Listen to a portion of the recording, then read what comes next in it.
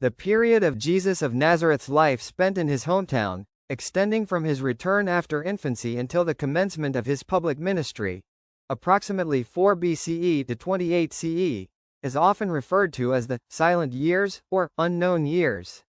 The canonical Gospels provide sparse detail regarding this era, obliging historical analysis to rely heavily on archaeological evidence and socio-economic reconstruction to contextualize the life of a first-century Galilean Jewish craftsman.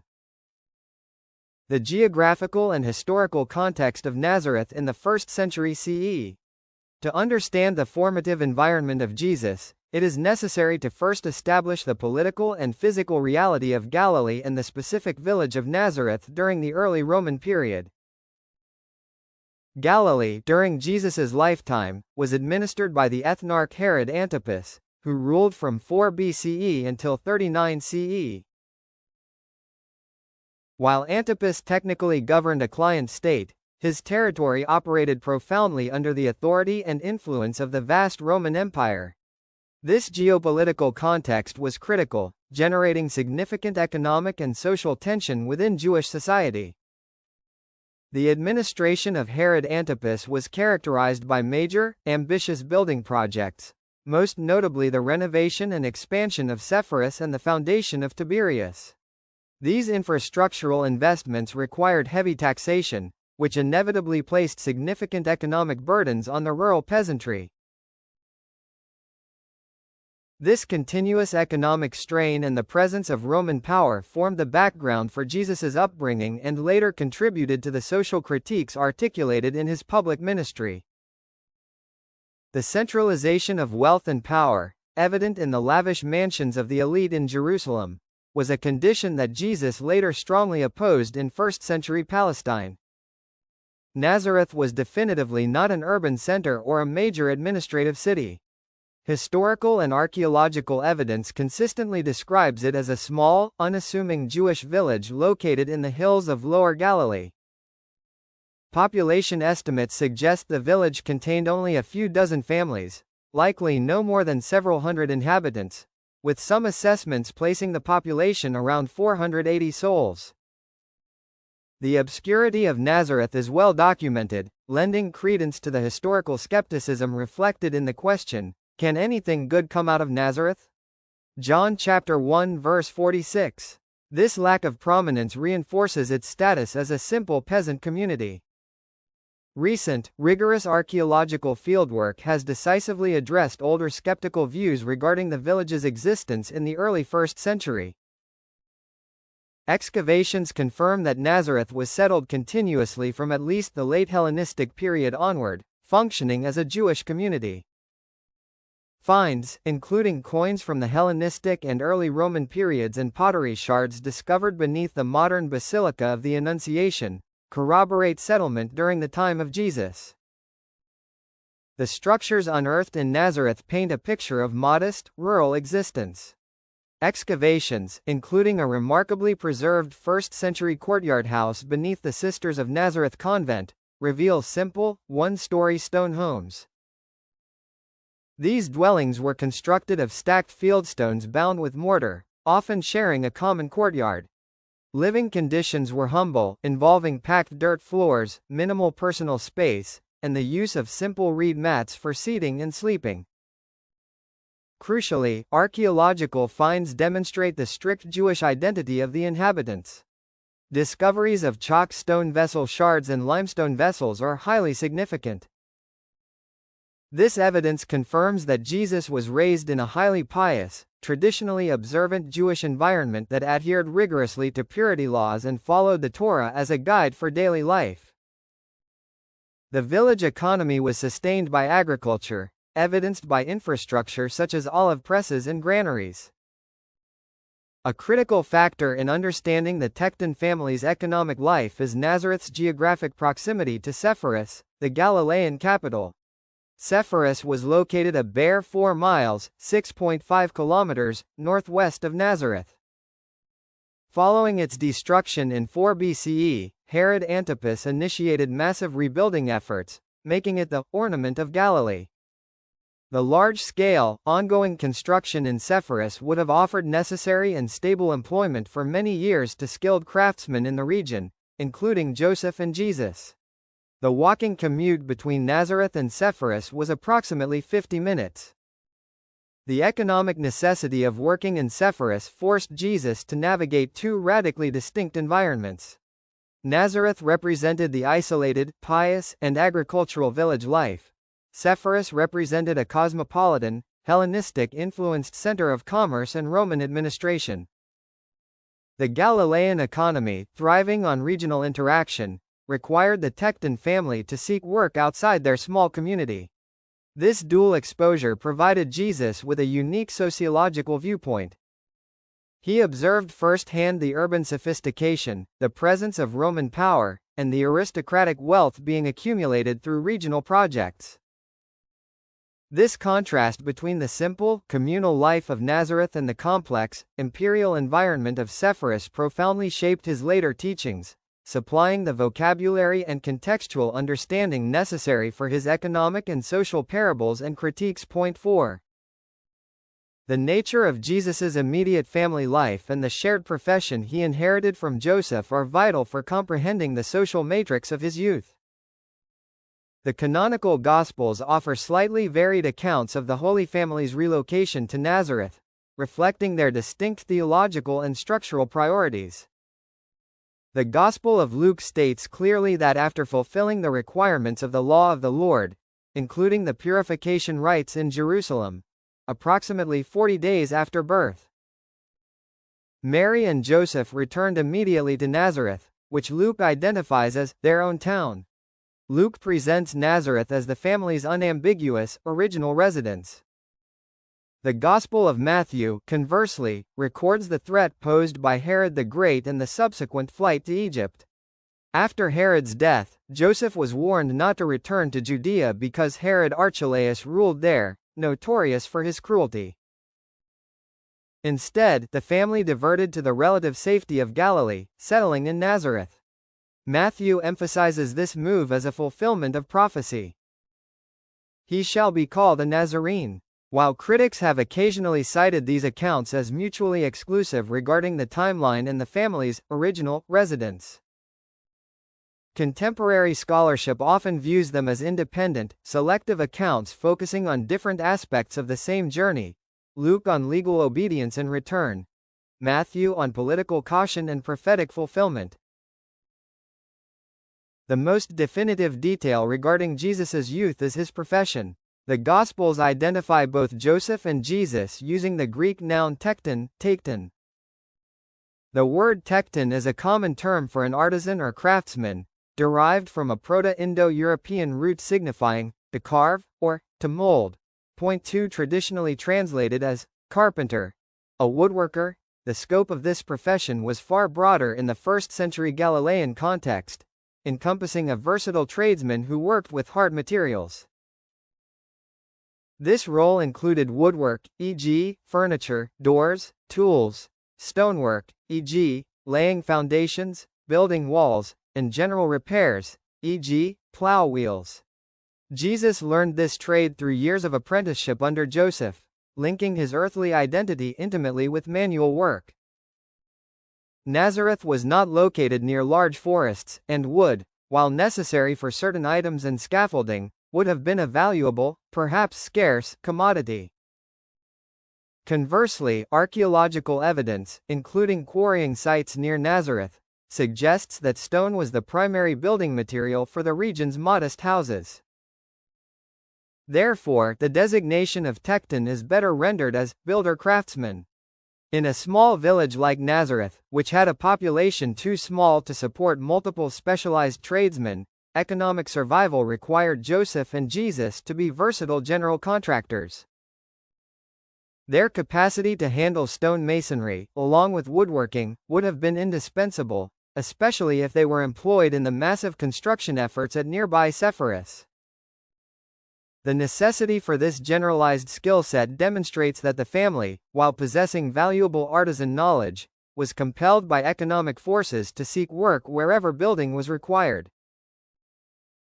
The period of Jesus's life spent learning and laboring in Nazareth is characterized by an almost total absence of narrative detail in the canonical tradition, a silence that itself carries theological weight.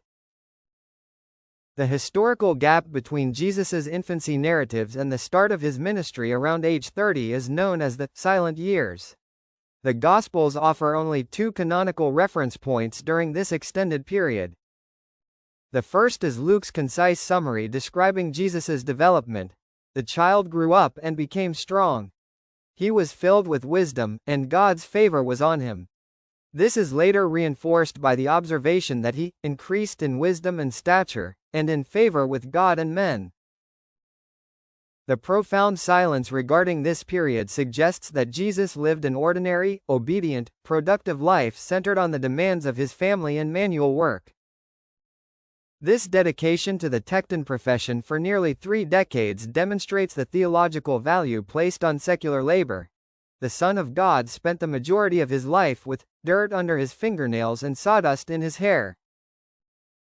This ordinary experience of daily labor, responsibility, and potential drudgery was foundational to his human formation and his later teachings.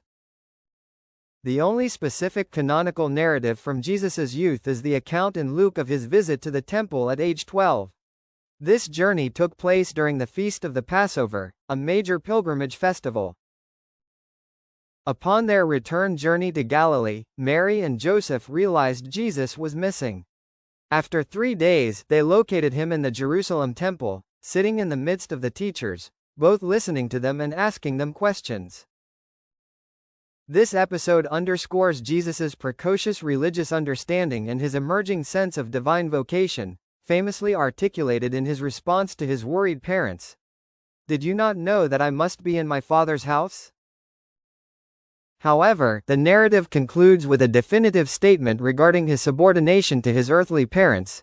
"And he went down with them, and came to Nazareth, and was subject unto them." This emphasis on filial obedience confirmed that, despite his divine nature, Jesus lived under the authority and discipline of Joseph and Mary, accepting the expectations of the Nazarene household for the next 18 years.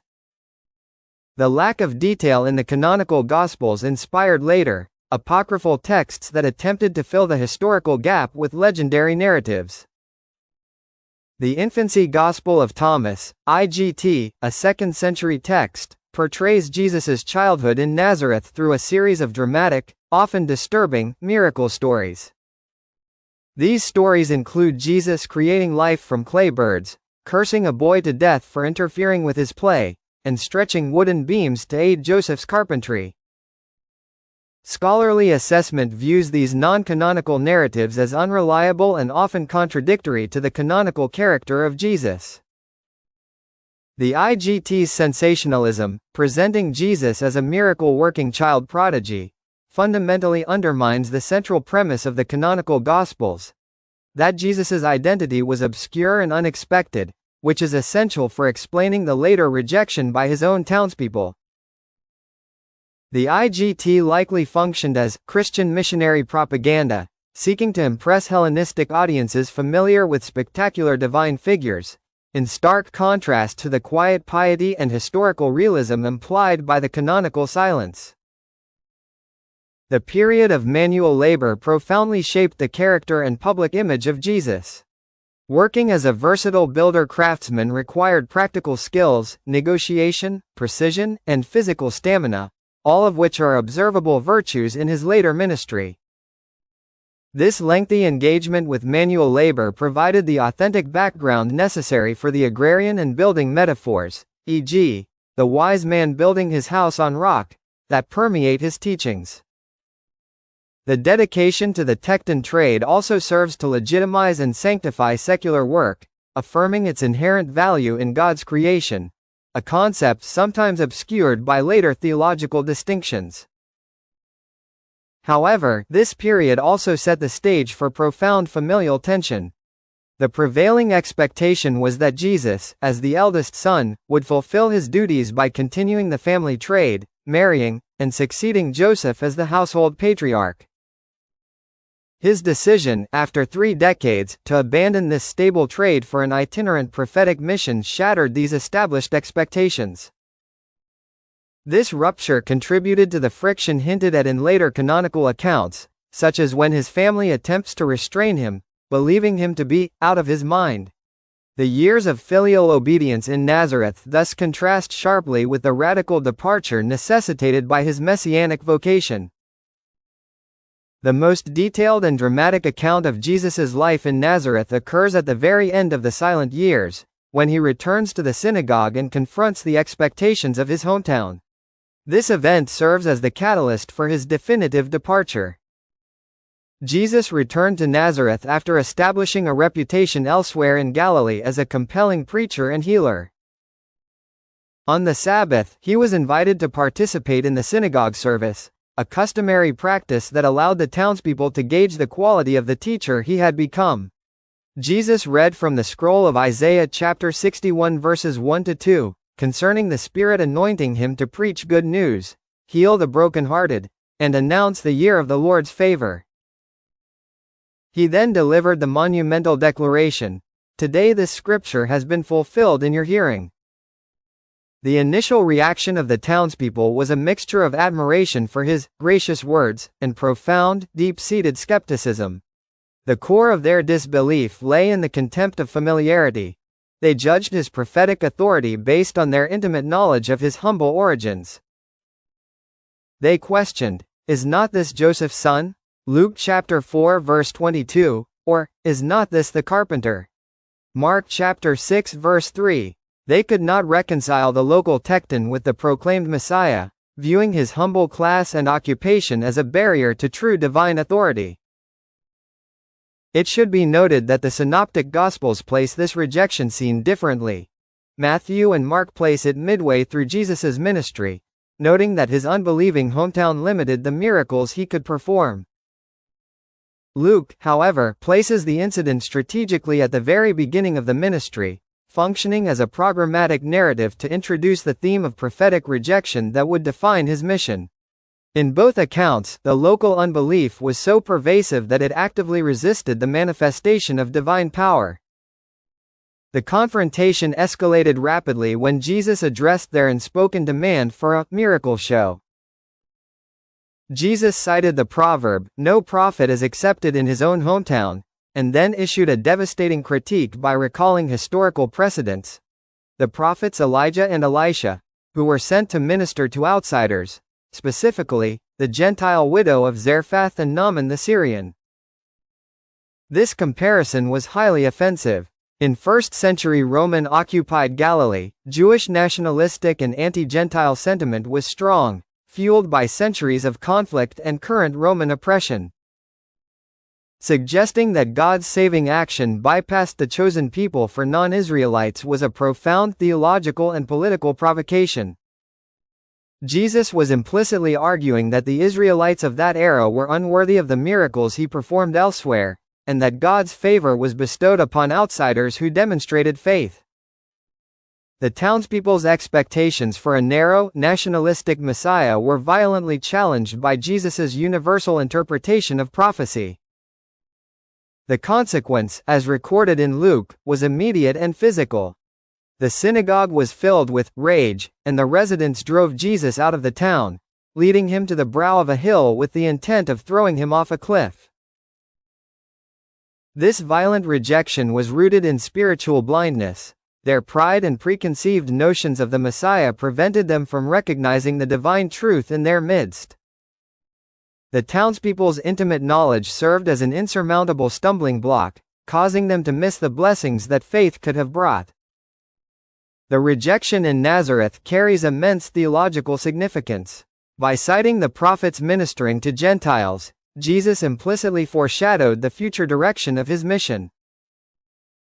The necessity of fleeing his own town because of their hostility marked a decisive pivot away from his immediate local community and anticipated the eventual turning of the gospel message toward others, outside of Israel, culminating in the later mission to the Gentiles. The story of Jesus in Nazareth, primarily a story of canonical silence, is reconstructed through the rigorous application of archaeology and textual criticism. The environment of Nazareth, a pious, agrarian Jewish village of modest means, closely linked economically to the rapidly modernizing, Hellenistic center of Sepphoris, served as the crucible for Jesus's human formation. His identity as a Tecton confirms that the historical Jesus was a working-class artisan, highly skilled but economically reliant on regional employment, often working with stone and wood in major construction projects. This experience provided the practical, rhetorical, and socio-economic grounding for his later ministry. The long period of manual labor underscores the theological significance of humility and obedience, counteracting the sensationalized portraits found in non-canonical accounts. Ultimately, the climactic rejection scene in the Nazareth synagogue serves as the necessary end point of this silent life. The townspeople's inability to accept that the Messiah could emerge from such humble, known origins, the local builder's son, forced Jesus's definitive departure. This event, underscored by his startling citation of Gentile beneficiaries of divine favor, pivots his mission from the restricted expectations of his hometown toward a universal message, foreshadowing the expansive scope of the gospel beyond the boundaries of first-century Galilee.